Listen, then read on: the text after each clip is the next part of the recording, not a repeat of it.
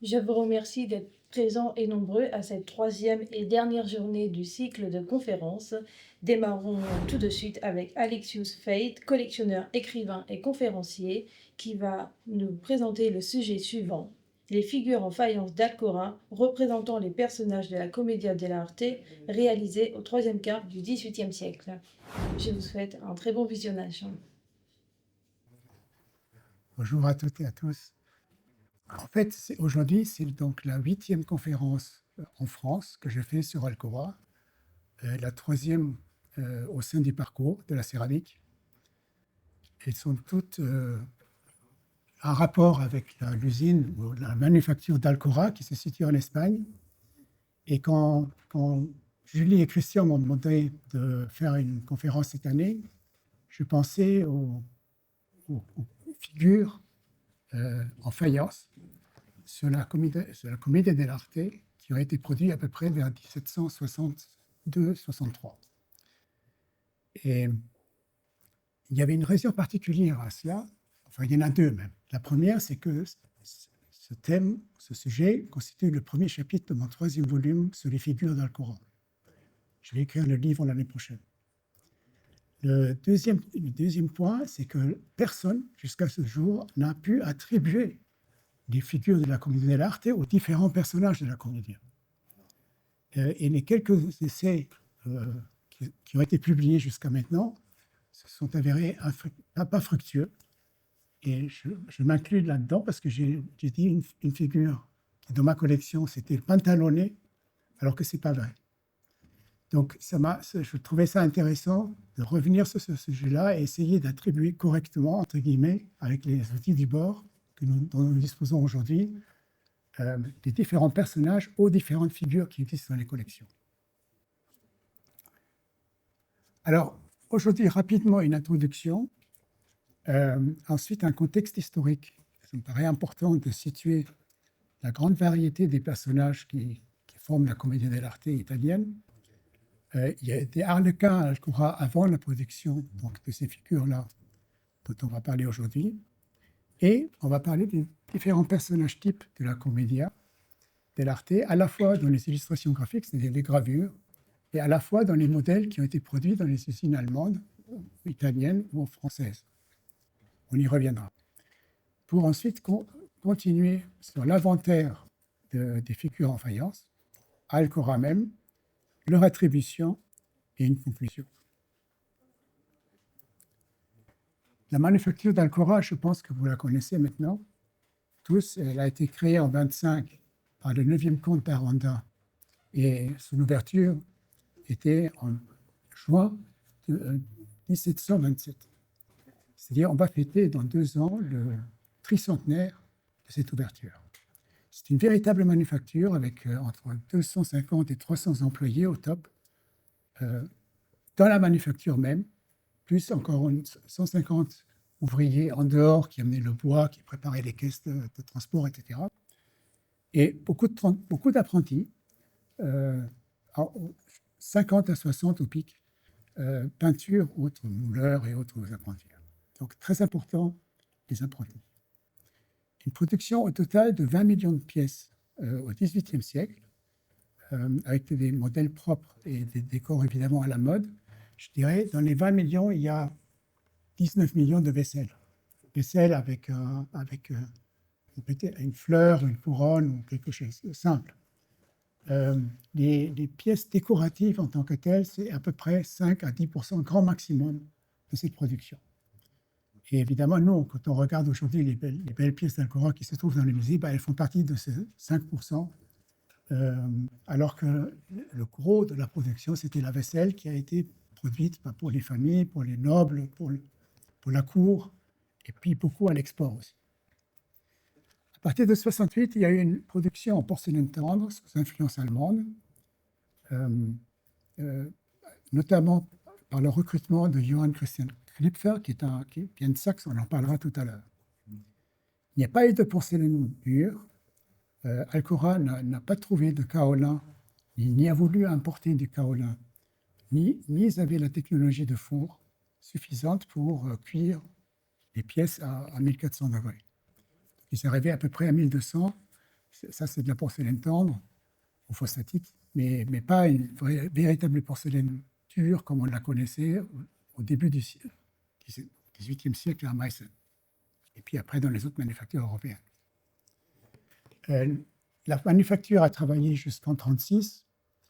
Avec la guerre civile, donc la production s'est arrêtée, et puis après, il y a eu encore un essai de réenclencher cette manufacture sur de la production, mais finalement, ça s'est arrêté en 1944. Donc depuis, il est abandonné, et depuis 3 ans, le ministère de la Culture espagnol et la ville d'Alcora ont donc repris des bâtiments qui ont déjà été restaurés, et surtout 3 gros fours très intéressants. Et en 2027, il va y avoir donc une animation spéciale pour fêter à la fois la fin de la période de rénovation de ces bâtiments et le tricentenaire du départ de la production.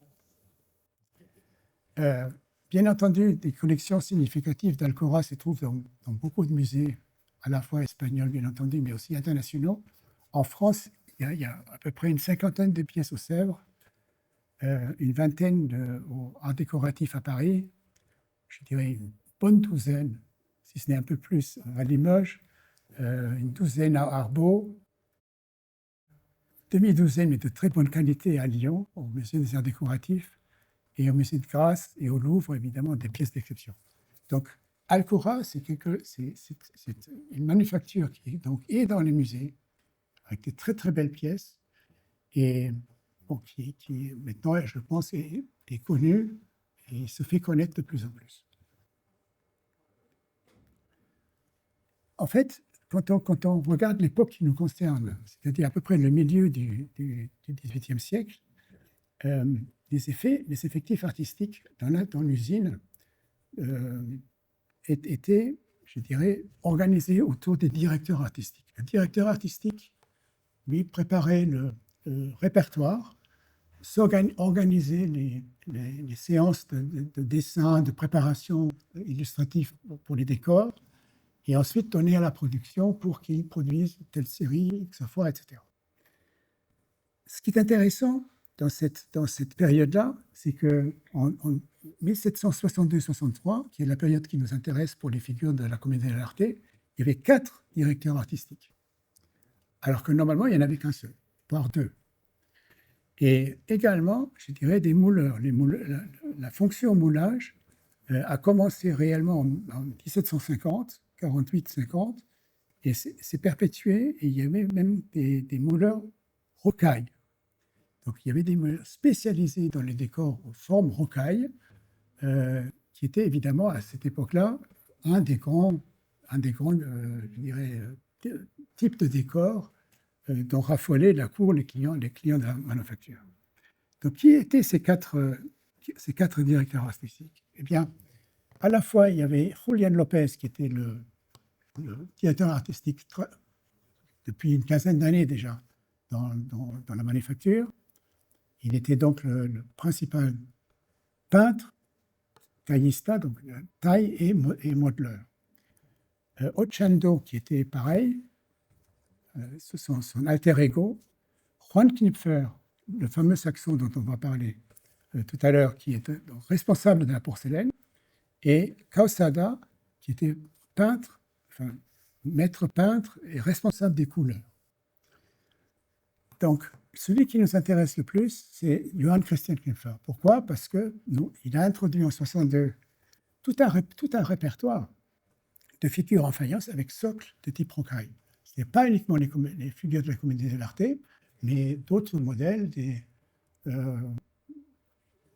toutes sortes de modèles pour décoration de table qu'il a amené, évidemment, je dirais, d'Allemagne et qu'il reproduisait à Alcora en porcelaine tendre, pas tout de suite, parce qu'il y avait uniquement, dans un premier temps, accès à la faïence, mais ensuite en porcelaine tendre. Donc,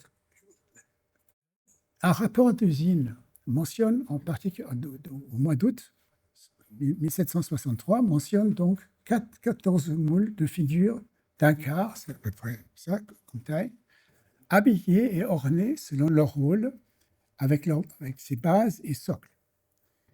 Donc nous pensons que c'est typiquement ça qui donne normalement 14, enfin, un ensemble, une série de 14, il n'y en a pas beaucoup. Et à notre avis, c'est les figures de la comédie dell'arte. Et Knipfer, qui était donc responsable de cette création, après sa naissance à Reichenbach en Saxe en 1932, était apprenti peintre à Meissen jusqu'en 1956, ensuite peintre à Frankenthal, peintre couleur à Ludwigsburg, et à partir de 1962, donc maître peintre à Alcora, responsable de l'atelier de porcelaine. Il avait donc suivi l'introduction des modèles de la comédie de l'arte dans les manufactures allemandes, notamment à Meissen, bien entendu, il les a vus, et à Frankenthal, il a fait partie de l'introduction, Ludwigsburg aussi, et je rajouterai même Höchst, parce que c'est pas très loin. Frankenthal, Ludwigsburg et Höchst, c'est à peu près à une journée de transport, donc facilement atteignable. Et à mon avis, il a dû avoir accès à la série de la comédie dell'arte de Höchst. On verra tout à l'heure pourquoi. Et évidemment, il connaissait les séries de gravures qui servaient d'inspiration pour ces modèles, parce que toutes les manufactures allemandes travaillaient avec je dirais presque avec les mêmes gravures. Et on verra lesquelles c'est. Donc voilà les figures dont on va parler aujourd'hui. Donc c'est un ensemble. Ils en ont produit 14. Là, je vous montre dans un premier temps une dizaine. Elles sont toutes sur socle de type rocaille. Elles sont, je dirais, très mouvementées. Elles sont toutes en mouvement. Elles dansent ou elles jouent. Et je dirais, c'est particulièrement intéressant de voir que le mouvement fait partie intégrante de cette série. Et on les voit soit parfaitement coloriés, soit sans grande couleur, sauf peut-être quelques attributs, comme par exemple un luth ou un tambourin, dans les deux derniers exemples. Donc, ces figures-là sont dans les différentes collections, on va voir ça tout de suite, et n'ont pas été attribuées à ce stade-là. Donc, quel est le contexte historique? La comédie dell'arte, pour faire simple et rapide, je veux dire, on ne va pas trop s'étendre là-dessus, a commencé en 1545 à Padoue, où 8 acteurs de la compagnie fraternelle ont signé un contrat pour ne plus être des dilettants, mais des reconnus professionnels de la comédie dell'arte. Et en fait, la comédie dell'arte, ce sont des spectacles de danse et de discours, de discussions complètement improvisés. Il y avait pas, c'est pas comme le théâtre où il y a un texte écrit, une partition, des costumes préétablis, etc.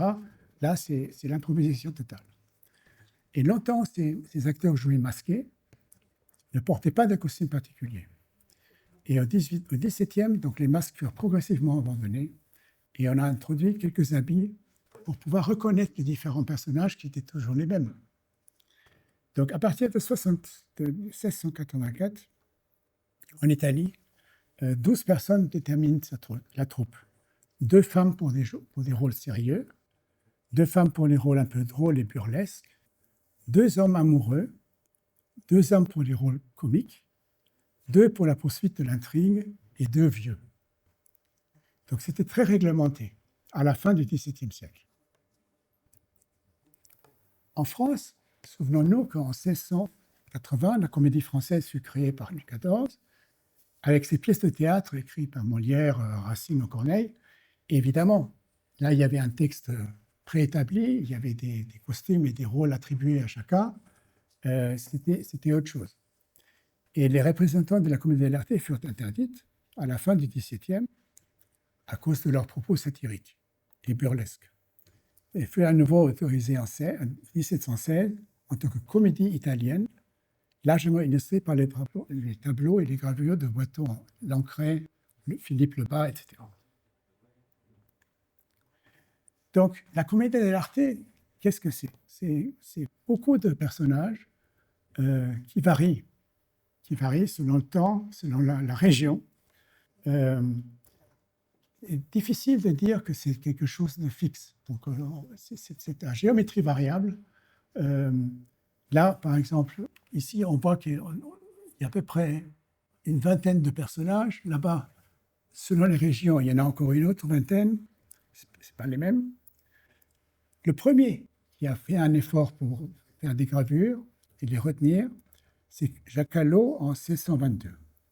Quand il a publié ses ballets des Spessagne, qui sont, ça veut dire en fait danse napolitaine, avec à peu près 44 personnages différents. 26 capitaines, 13 zani, qui sont des valets, des jeunes valets, 5 femmes. Donc, mais pas de dottore, pas de pantalone, pas d'innamorato. Innamorato, c'est les amoureux ou amoureuses. Ces gravures de Jacques Callot étaient présentes, existaient dans la manufacture d'Alcora. Donc, on sait ça parce qu'il y a eu des dessins d'apprentis qui ont été faits et qui se trouvent dans les archives graphiques de collectionneurs privés du dernier propriétaire. Là, par exemple, ici, quelques capitaines Babou, Kukuba, etc., qui ont été repris à l'identique à effet d'entraînement. Donc, à mon avis, ce sont des dessins c'est la même chose ici, ce sont des dessins d'apprentis ou de jeunes peintres, mais sur la base des gravures d'Alcora, enfin, à Alcora de Callot 1622. Engelbrecht, en Allemagne, avait également fait un recensement de quelques personnages et il les a comprimés sur 2 gravures. Il y en a à peu près 24 différents. Donc c'était, je dirais, un sujet qui animait les peintres, les graveurs des différentes manufactures. On sortait des modèles et des personnages de la communauté de l'arte. Pourquoi? Parce que c'était en fait idéal pour faire une décoration de table. Donc il ne faut pas oublier que toutes ces figures-là ont été créées pour qu'il y ait au milieu des tables, des grandes tables de festin, etc., de l'époque, des petits personnages qui animent le décor. Juste comme pour résumer, le personnage principal, en dehors du maître des cérémonies, était évidemment le harlequin, qui se nomme suivant les régions Bagatine, Trivellino, enfin, il y a plein de noms différents, qui est entouré donc de zani, qui sont des valets, de vieillards et d'amoureux. Et les zani, c'est typiquement Mezzettino, Polichinelle, Pierrot, Scapino, Brighella, ou les vieillards, Pantalone, Capitano, Dottore. En général, ils avaient des barbes, Scaramouche, Tartaglia, ou les amoureuses, Colombina, Isabelle, qui sont les plus connues. Et après, il y avait Riculina, Ragonda, Franceschina. On verra tout à l'heure de quoi elles ont l'air. Et évidemment, tous ces personnages typiques et principaux ont leurs caractéristiques. Je vais en passer, mais ça existe. Je vous laisse la slide. On ne va pas en passer beaucoup de temps aujourd'hui. Mais chaque personnage type était évidemment représenté pendant la comédie dell'arte et avait son rôle. Donc, soit provocateur, soit drôle, burlesque, etc., etc. Les harlequins. À Alcora, il y a eu des harlequins illustrés dans les plats à partir de 1750-51, 52. À notre avis, c'est sur la base, c'est Julián López qui les a créés, ce décor, sur la base, à mon avis, d'une gravure de Bérain parue chez Pierre Mariette, à peu près vers début du XVIIIe siècle. Et un deuxième exemple de harlequin, ce sont des carreaux. Un énorme panneau mural de 260 carreaux qui a été créé en 1750 pour illustrer l'allégorie des 5 sens, ici le toucher. Pourquoi le toucher? Parce que quand on regarde les différents harlequins, ils touchent quelque chose. Ils touchent le rideau, ils touchent le fauteuil, ils touchent son compagnon, etc., etc. Donc, à la fois, côté gauche, côté droit, souvenez-vous, ici, ces harlequins touchaient quelque chose. Et évidemment, le centre du panneau, qui n'est pas le sujet aujourd'hui, était évidemment également lié au toucher. Donc, les harlequins existaient à Alcora. Donc, ce grand panneau se trouvait dans le palais qui était à côté de la manufacture. Quand le comte propriétaire venait à Alcora, il résidait là-dedans. Il avait les 5 panneaux de l'allégorie des 5 sens comme décoration principale de son salon. Alors, je reviens sur les personnages types. Quelles sont les illustrations graphiques dont on peut, je dirais, on peut citer à titre d'inspiration pour les différentes figures en faïence des figures de la comédie de l'art? Eh bien, à la fois il y a l'illustration graphique, à la fois les modèles figuratifs. Je vous laisse ça, c'est pas pour aujourd'hui, mais il y a donc les différentes séries. J'ai listé les différents personnages dans les différentes séries. À peu près 9 séries ont été utilisées. À mon avis, Alcora avait une copie de Callot, de Mariette, de Joulin et de Watteau. On le sait parce qu'il y a eu d'autres dessins sur d'autres pièces qui le prouvent. Au total, à peu près 70 personnages sont concernés, 50 masculins et 20 féminins. Ce qui est très intéressant dans ce recueil, c'est que la part des femmes augmente. Il était faible au départ. Jacques Callot a uniquement illustré 5 ou 6 femmes, alors que 90% étaient des hommes. Mais ce taux va en augmentant, et au milieu du siècle, c'est-à-dire la partie droite, se situe à peu près à 50%. Donc, moitié femmes, moitié hommes. C'est très intéressant. Pourquoi? Parce que notre petit échantillon, c'est exactement ça. C'est moitié femme, moitié homme. On va y revenir tout à l'heure. Donc, un indicateur intéressant, quel type de gravure a pu influencer la manufacture pour représentation propre. Et les personnages principaux, on va les montrer rapidement. C'est donc Harlequin, ici avec 2 gravures de Joulin qui se trouvent dans l'histoire du théâtre italien, qui a été publiée en 1728 par un Italien, et qui est un énorme ouvrage en français qui a inspiré, je dirais, toutes les comédies de l'époque.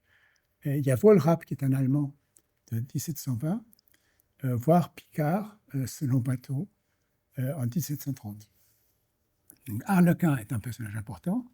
Le Mezzettino, un personnage également crucial, que l'on retrouve chez Callot, chez Joulin et chez Watteau. Le Pierrot, qui, avec ou sans instrument de musique, que l'on retrouve dans quasiment toutes les séries. Pulcinello, que l'on retrouve chez Callot et puis évidemment chez Mariette et puis chez Joulin. Le Pantalone, avec sa cape en général noire, illustrée en noir dans les figures de porcelaine, habillé en rouge avec sa barbichette, enfin c'est plutôt une barbe, et son attitude, je dirais toujours un peu moqueur, qu'on retrouve chez Joulin et chez Wohlrab. Le Dottore, que l'on retrouve chez Joulin et chez Wohlrab, donc un personnage plutôt petit, un peu rondelet, avec un grand chapeau et également une cape longue. Le Capitano, avec son épée et son air grand seigneur, qui est soit d'origine italienne, soit d'origine espagnole. Là, le deuxième au milieu, c'est le Capitano Spagnolo, également illustré par Volrap, en feu. Ou Scaramouche, que retrouve chez Callot, Jolin ou Watteau, soit avec un instrument de musique, donc soit une guitare ou un luth, soit il n'en a pas, voire un épée. Je n'ai pas encore vu de figure avec les deux. C'est-à-dire à la fois une épée et un instrument de musique. Et puis, il y a les femmes. En général, elles sont catégorisées par les amoureuses. Et il y en a chez Callot, il y en a chez notamment Franceschina. Il y a la Colombine, qui est donc un personnage assez étonnant parce que très habillée à la française déjà, voire Isabella également habillée à la française, et puis gravée par des artistes soit allemands, soit français, publiés chez Mariette en 1700. Et il y a eu évidemment comme inspiration à travers Knipfer des modèles figuratifs. Donc, là, vous allez pouvoir le lire tranquillement, mais j'ai fait la chronologie de l'introduction des différentes séries de figures de comédie dell'arte dans les différentes manufactures. Donc, ici, on va commencer, là, en haut à gauche, on va commencer par Böttger, à Meissen, en 1710-1712, pour ensuite passer à du papier, à Vienne, etc., etc. Alors, en rouge, ce sont les introductions à Alcora, à la fois en 1762-63 en faïence, et un peu plus tard, en 1768, 3-4 ans plus tard, à Alcora par Knipfer, mais en porcelaine tendre. Donc, il faut faire très attention à Alcora. Il y a une période purement faïence et une période purement porcelaine tendre. On va voir les exemples. Ça, c'est la porcelaine tendre d'Alcora, donc 68. On voit là typiquement un arlequin avec un grand socle, je dirais, qui n'est plus rocaille. Hein. Là, c'est déjà, je dirais, un style presque qui se rapproche presque du néoclassique, pré-néoclassique, avec une comédienne dansante. À titre d'exemple, donc on revoit, c'est le même socle. Donc en 68, Knipfer a fait une deuxième tentative, comme Meissen a fait. Meissen a fait 3 tentatives, voire 4, d'introduction de différentes séries. Alcora en a fait 2. Ou alors ici, par exemple, les figures Alcora, porcelaine tendre, de Harlequin ou de Colombine, avec un socle plat qu'on appelle un socle de cookie, entre guillemets.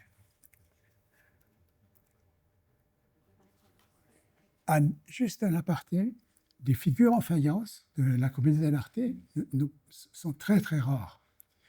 À Dresde, il y en a eu produites vers 1720, mais à notre avis, pas une série complète. Voilà 2 exemples de Harlequin et de Brighella.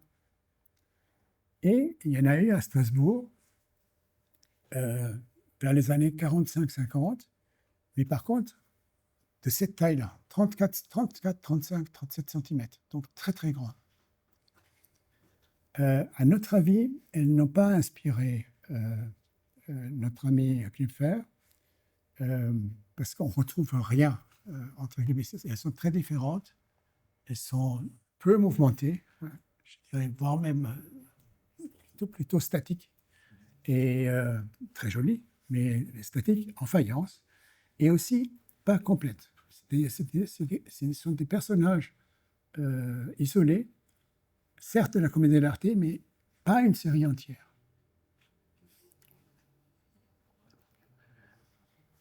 On revient donc sur les modèles figuratifs allemands porcelaine qui ont influencé Alcora. Eh bien, il y en a 4. Il y a Meissen, il y a Höchst, Frankenthal et Nymphenburg. J'ai mis les différents personnages. pouvez le relire plus tard si nécessaire. Au total, à peu près 56 modèles en porcelaine dure et qui ont, à mon avis, influencé énormément. On va regarder lesquels c'est. La première série qui a influencé, c'est à mon avis celle de Meissen de 1744, introduite, ou faite, produite par Reinecke entre 44 et 47. Et tout cela pour satisfaire une commande du duc de Saxe de Weissenfels. Et cette série-là, aujourd'hui complète, se trouve au musée Gardiner à Toronto, au Canada. Donc, je dirais assez mouvementé comme série. Beaucoup d'hommes, en fait deux femmes seulement, et hauteur à peu près 13 à 15 cm. Donc ce n'est pas la hauteur d'Alcora qui était de 20-25. Et voilà les différents personnages. Donc Angulo, Scaramouche, Scarpino, Dottore, on retrouve toujours les mêmes. Le Harlequin, Pierrot, Harlequin dansant, Mezzettino, Beltrame, Pantalone, etc. La deuxième série qui a influencé Alcora, c'est celle de Frankenthal qui a été réalisée en 1755 par Lanz. Et ces modèles de hauteur de 15 sont moyennement mouvementés, avec un socle typiquement rococo plat, pas haut mais plat. Et vous allez voir tout à l'heure que, par exemple, ce Pulcinella, on va le retrouver chez Alcora, qui n'est pas sur des gravures, mais il est uniquement sur des modèles. Donc, pour moi, c'est la preuve que Alcora a dû travailler, a dû voir ces modèles-là et les a copiés. Il a peut-être fait un dessin rapide, mais après, il les a reproduits. Ou alors Höchst. Pourquoi Höchst? Parce que c'est la seule série que l'on connaisse qui ait un socle haut, de type rocaille, en porcelaine. Alcora a un socle type rocaille en faïence. Donc ça, c'est très intéressant. Je dirais, série très mouvementée. Les modèles qui ont été créés par Feiner et von Lucke en 1752 et qui se trouvent aujourd'hui au Museum of Fine Arts à Boston.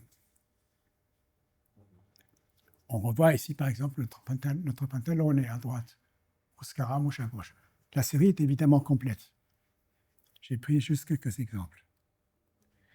Et à notre avis également, Nymphenburg.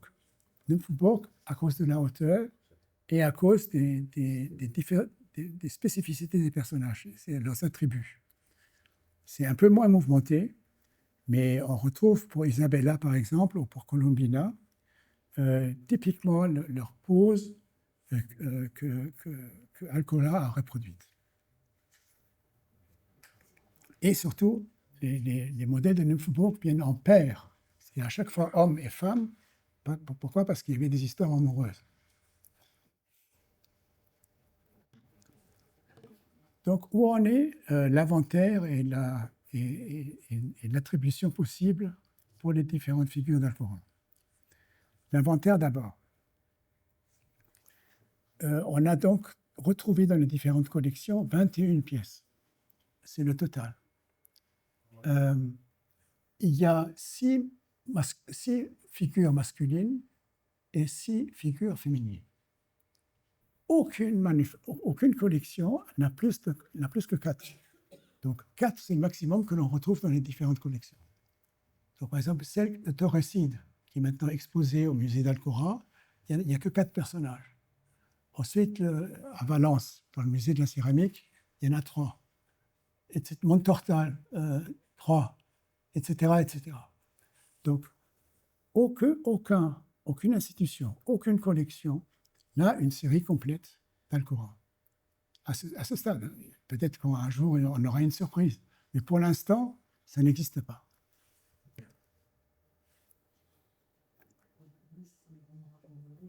Regardons les différents modèles. Le premier modèle qui nous interpelle, c'est évidemment Harlequin. Et cet Harlequin, sur son socle rocaille, très, enfin, je dirais, tout son habillement est très, très rocaille, enfin, le modelage. Il a un bâton fleuri dans les mains que nous n'avons pas retrouvé ailleurs. Et nous pensons qu'il a été inspiré de ces gravures-là. Pourquoi? Parce qu'au milieu, d'abord, il y a le harlequin avec un instrument de musique, et j'anticipe, mais on le retrouve chez Trivellino, qui est l'équivalent de l'harlequin. Ici, avec le luth. Là, il a un luth dans le bras. Après, le luth a été cassé. Mais le luth existe.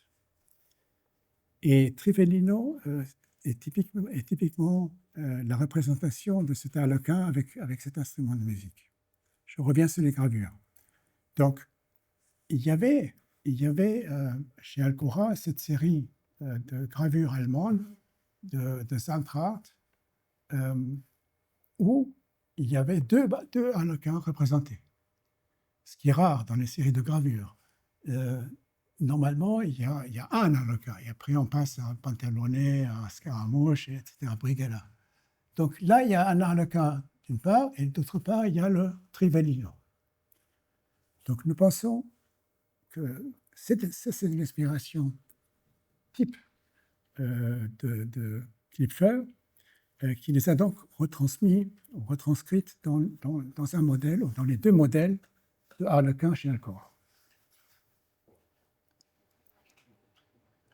Ensuite, mezzettino dansant. Ce mezzettino, il existe à la fois tout en émail stannifer blanc, quelques traces de peinture, voire après en pleine couleur.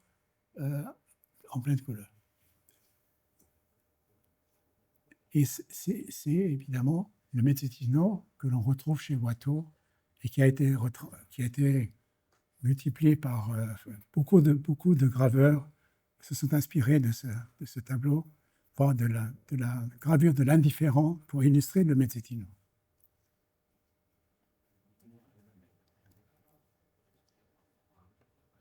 Ensuite, il y a un personnage qui a été jusqu'à présent attribué à Pantalone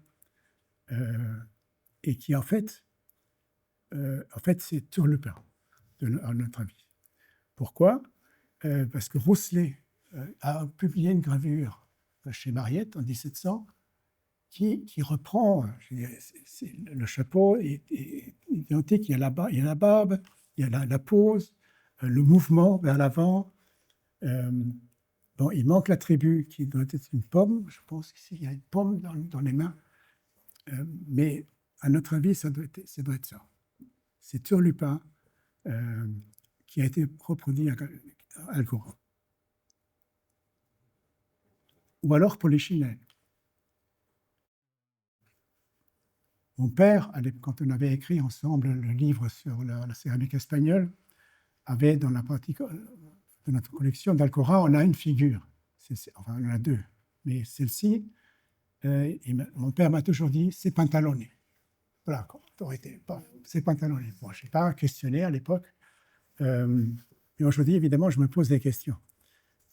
Mais pourquoi? Parce que Pantalone, on se souvient, il avait une grande cape. On l'a vu tout à l'heure. Normalement, la cape était noire. Donc, là, il n'y a ni cape ni noir. Donc, par contre, il y a le Pulcinella de Frankenthal, que l'on a vu tout à l'heure. Et d'autre part, il y a des gravures, François de Jola, donc dans l'histoire du théâtre italien, qui représentent également typiquement ce Polichinelle. Sans barbe, certes, parce qu'à l'époque, il y avait encore un masque. Mais la barbichette existe. Et à notre avis, donc, il faut attribuer cette figure à Polichinelle et non plus à Pantalone. Et là, c'est clair, c'est Scaramouche. Il y a l'instrument de musique, enfin le luth dans la main, il est en mouvement, un classique. Et ensuite, il y a les femmes. Donc, souvenez-vous, il y a 50% d'hommes, 50% de femmes dans les figures de la comédie de l'arte à Alcoran. On a vu les 6 hommes, mais on va voir les 6 femmes. La première, c'est, à notre avis, c'est Ricolline. Elle a été illustrée par Jacques Callot en 1622. On voit le chapeau qui est très similaire. Toute l'organisation de ces vêtements est quasi identique. La posture des mains, pour nous, enfin pour moi, c'est inspiration Callot et c'est Ricolline.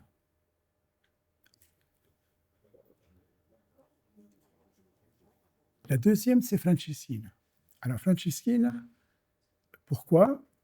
Quand on regarde uniquement la figure qui se trouve dans la collection Montfaucon au milieu, là, on n'a pas d'idée. Mais la figure de Limoges, qui est certes en uni, en blanc, elle a l'attribut. C'est le tambourin. Et le tambourin, la seule figure avec tambourin a été produite par Callot en 1622. Donc, c'est Franceschine.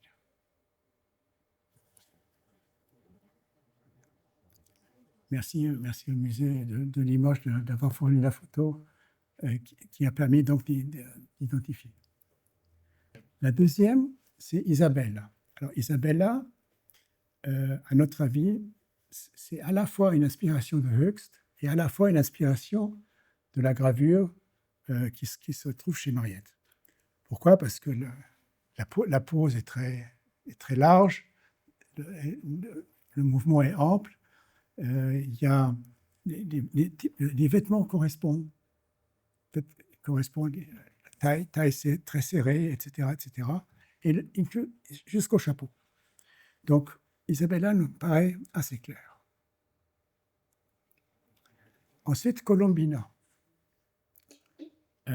En dehors du chapeau et l'attribut, qui est le même, elle portait des castagnettes.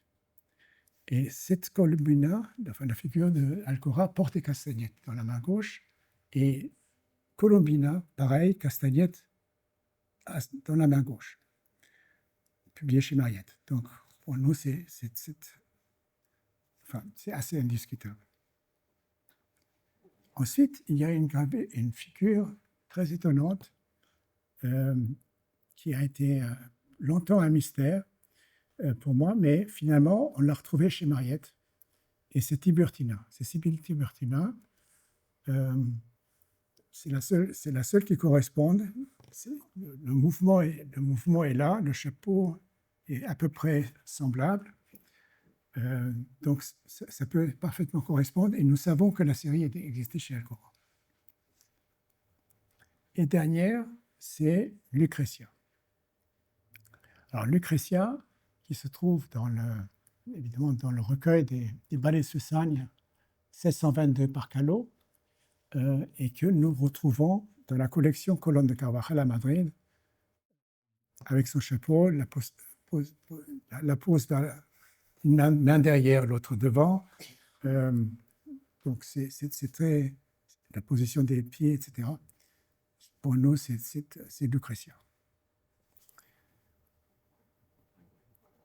Donc, pour résumer, nous avons des manufactures allemandes, essentiellement, qui ont été influencées par des séries de gravures.